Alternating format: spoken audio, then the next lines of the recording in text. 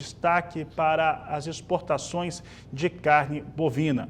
E as análises que foram feitas sobre o animal que foi identificado com algum tipo de problema até então no estado do Pará, teve o reconhecimento de ser portador da doença, no mal da vaca louca, em caso atípico.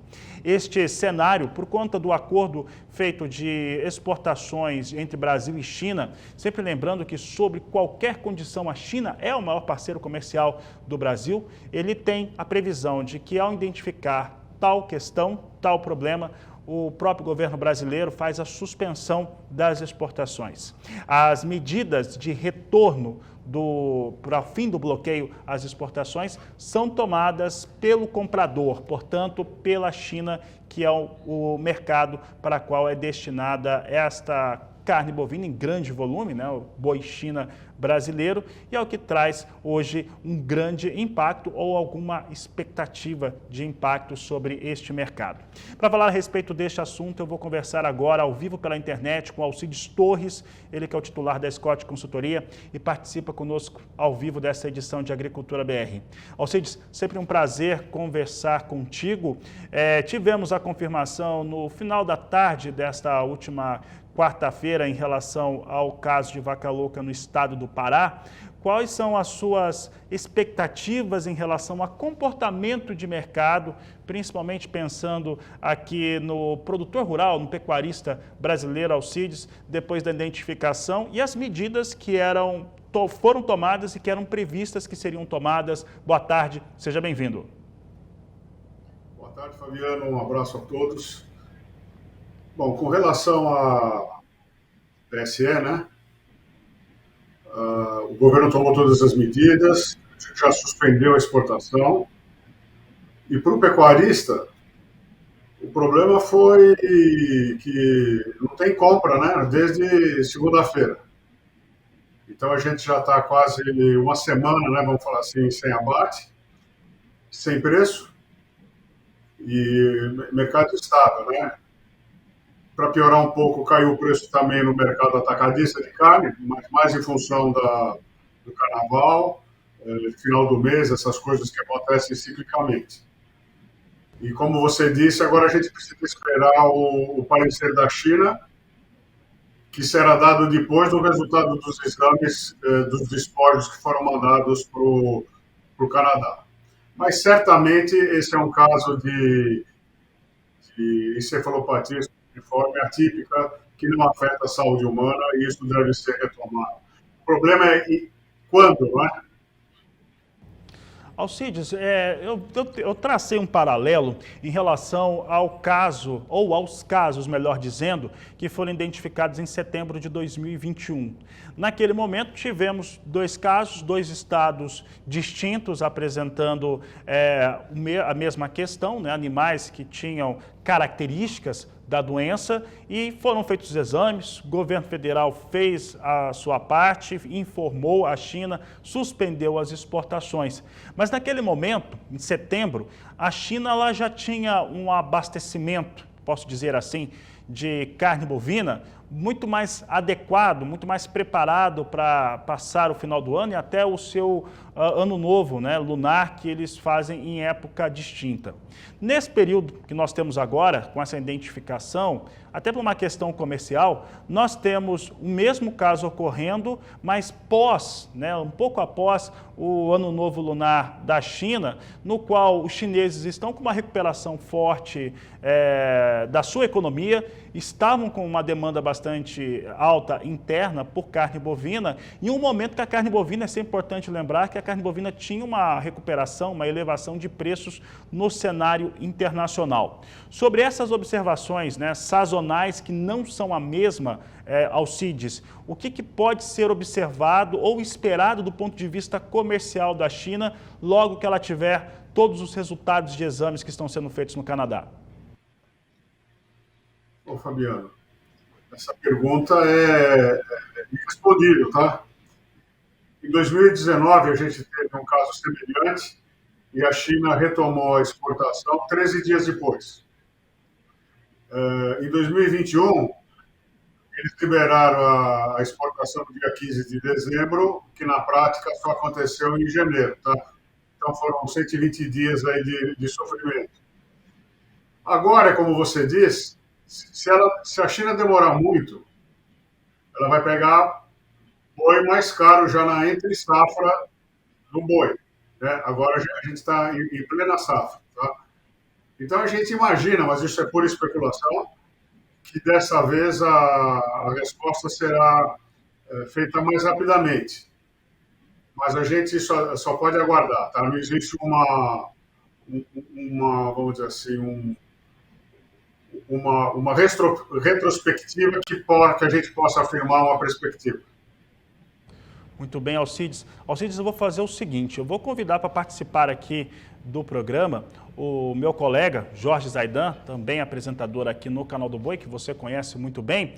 Ele quer fazer uma questão, fazer uma pergunta para você. Zaidan, boa tarde, seja bem-vindo.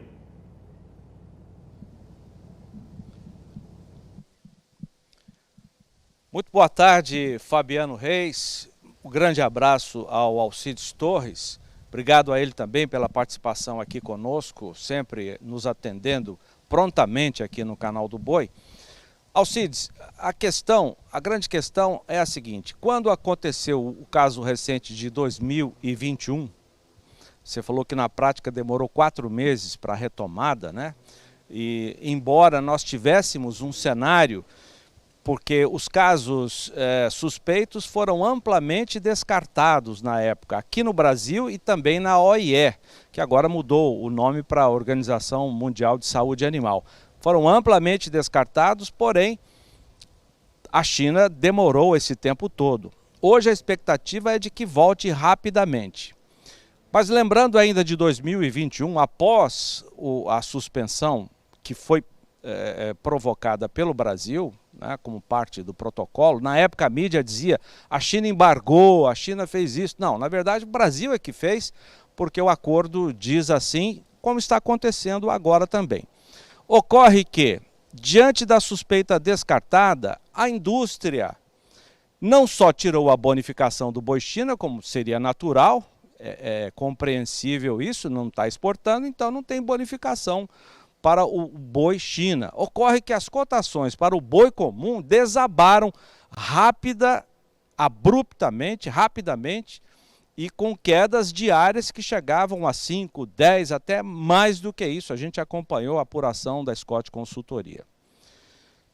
Na nossa opinião, isso não deveria ter acontecido, porque embora perdêssemos temporariamente aquele mercado gigantesco, ainda tínhamos um mercado maior, que é o mercado brasileiro. A expectativa agora dos pecuaristas é essa. Qual vai ser o comportamento do parceiro frigorífico diante de uma situação como essa? Vai também promover cortes abruptos, injustos, no preço da arroba, que já está bastante pressionado, né? Chegamos a 345 em março do ano passado, em função exatamente da falta de boi China, porque suspenderam-se as exportações, suspenderam-se as bonificações, e aí como é que o pecuarista que fazia o boi China teve que fazer? Pisar no freio. Além de não ter as bonificações, ele teve também esse corte abrupto nas cotações. Então não teve o boi China. Resultado, o boi em falta provocou a indústria a aumentar rapidamente, como havia sido o corte, chegando a março, segundo o indicador CPEA, a R$ 345. Depois, a indústria veio pressionando e chegou ao preço que nós estamos hoje, que não é justo. E agora, Alcides, como é que vai ficar? O que você pode dizer para o pecuarista que tem expectativa em torno disso? Ô Zaidan, essa sua pergunta é curso, mas vamos tentar responder, tá? Olha, hoje, se você pegar o preço da carne no mercado atacadista, caiu 5%, tá? Então, dependendo aí da carcaça que você considera. Mas caiu 5%. Se a carne não for para a China, ela vai ser direcionada para o mercado interno, tá? Mercado interno, você está em final do mês, inflação subindo, desemprego ainda não totalmente resolvido. Você tem um cenário hostil no mercado interno, apesar dele consumir 80% do que a gente produz, tá? Então, o que pode esperar o pecuarista? O pecuarista ele pode esperar ruins em função dessa suspensão da exportação. Então, o que a gente torce é para que a coisa retorne rapidamente.